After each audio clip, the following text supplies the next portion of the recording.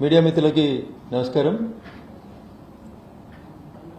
తెలంగాణ రాష్ట్ర ప్రజలు, హెచ్సి విద్యార్థులు, అన్ని యూనివర్సిటీలకు సంబంధించినటువంటి విద్యార్థులు ఎంతో ఉత్కంఠతో ఎదురుచూస్తున్నటువంటి 400 ఎకరాల సెంట్రల్ యూనివర్సిటీకి సంబంధించినటువంటి భూముల వివాదంలో కొద్దిసేపటి క్రితం భారత సర్వోన్నత న్యాయస్థానం ఈ నెల 16వ తారీఖు వరకు ఎటువంటి పనులు చేపట్టరాదని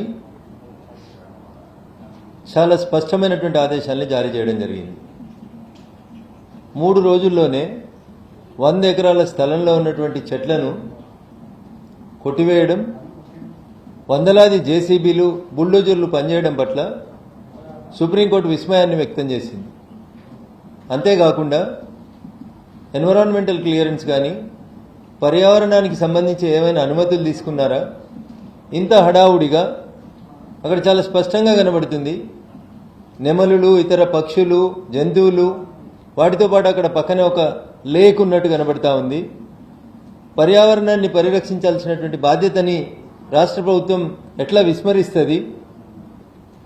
ఏదైనా డెవలప్మెంట్ యాక్టివిటీ చేసుకోవాలనుకుంటే పర్మిషన్స్ తీసుకోవాల్సినటువంటి విభాగాల నుంచి పర్మిషన్స్ తీసుకోకుండా రాష్ట్ర ప్రభుత్వం ఆ రకంగా ముందుకు పోవడం అనేది ఎంతవరకు సమంజసం అనేది చాలా స్పష్టంగా సుప్రీంకోర్టు రాష్ట్ర ప్రభుత్వం తరఫున వచ్చినటువంటి న్యాయవాదుల్ని నిలదీయడం జరిగింది. ఇదంతా విద్యార్థులు చేసినటువంటి సంఘటిత పోరుకు వచ్చినటువంటి ఫలితంగా భావిస్తా ఉన్నాం. As the matter is pending before the supreme court and the matter is sub judiced. ఇది విద్యార్థులు సాధించినటువంటి సమైక్య విజయం.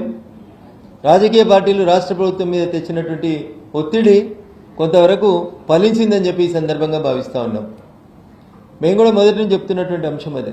టెక్నికాలిటీస్లోకి పోకుండా ఉమ్మడి ఆంధ్రప్రదేశ్ ఉన్నప్పుడు ఏర్పాటు చేసినటువంటి చట్టాల ప్రకారం చూసినా, మన ఇంటి కాంపౌండ్లో ఉన్న ఒక చెట్టును తొలగించాలన్నా, రోడ్డు మీద ఫుట్పాత్ మీద ఉన్న ఒక చెట్టును తొలగించాలన్నా దానికి అనుమతి తీసుకోవాలనేటువంటి నిబంధనలు ఉన్నటువంటి రాష్ట్రంలో ఎలాంటి అనుమతులు లేకుండా 100 ఎకరాల్లో భూముల్ని చదం చేయడం, వేలాది చెట్లను కొట్టివేయడం పట్ల సుప్రీంకోర్టు చాలా స్పష్టంగా తన ఆగ్రహాన్ని వెలిబుచ్చింది. ఇప్పటికైనా నేను రాష్ట్ర ప్రభుత్వానికి చేసేటువంటి అప్పీల్ ఒకటే. ఆ భూమి మీది, మాది, 1973లో ఇందిరమ్మ ఇచ్చింది, తర్వాత వీళ్ళు అమ్ముకున్నారు, వాళ్ళు అమ్ముకున్నారు, వాళ్ళు రోడేసిర్రు, వీళ్ళు రోడేసిర్రు, ఇట్లాంటి వ్యక్తిగతమైనటువంటి ప్రతిష్టలకు పోకుండా మీరే చెప్తారు మేమన్నీ ఉచితంగా ఇస్తాం, ఇందిరమ్మ రాజ్యంలో అన్ని ఫ్రీగా ఇవ్వాలని కోరుకుంటున్నామని చెప్పిండ్రు. ఇదే సెంట్రల్ యూనివర్సిటీలో మీడియా మిత్రులందరూ గుర్తుండి ఉంటుంది.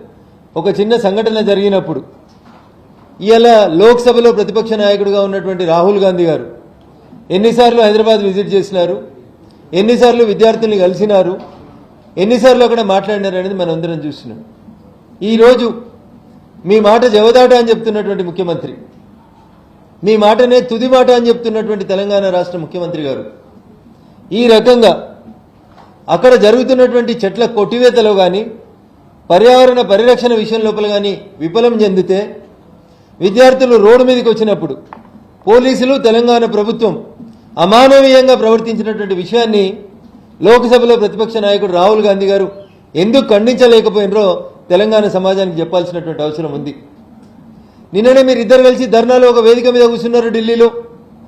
మరి అప్పుడన్నా ట్విట్టర్లలో, ఫేస్బుక్లలో రాత్రి 3 గంటలకు ట్వీట్లు చేసేటువంటి లోక్సభలో ప్రతిపక్ష నాయకుల వారికి హెచ్సియు పరిధి లోపల పోలీసులు ధర్నా చేస్తున్నటువంటి ఆడపిల్లల్ని జుట్టు పట్టుకొని ఈడ్చుకుపోయినటువంటి సంఘటన ఎందుకు కనబడలేదు?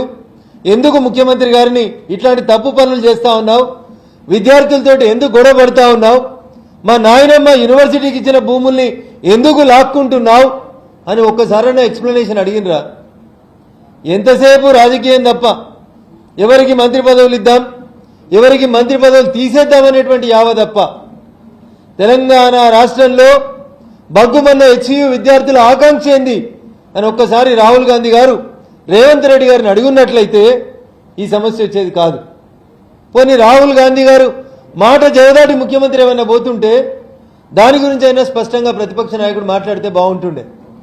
నేను మరొకసారి చెప్తా ఉన్నా, కోర్టులో ఉన్న విషయం మీద ఇంతకంటే ఎక్కువ మాట్లాడడం సబ్జుడీస్ అవుతుంది. కాబట్టి హెచ్సియు విద్యార్థులు ముక్త కంఠంతో జరిపినటువంటి పోరాటానికి ఫలితంగా ఈరోజు వచ్చినటువంటి తీర్పు విద్యార్థులకు అనుకూలంగా కనబడుతుందని చెప్పి దాన్ని మనం ఇంటర్ప్రిట్ చేసుకోవాలి. ఖచ్చితంగా హైదరాబాద్ సెంట్రల్ యూనివర్సిటీకి సంబంధించినటువంటి భూముల పరిరక్షణ విషయంలో డే 1 నుంచి భారతీయ జనతా పార్టీ పార్లమెంట్ సభ్యులం మేము చాలా స్పష్టంగా చెప్తా ఉన్నాం. అన్ని వేదికల మీద కొట్లాడతామని చెప్పినాం.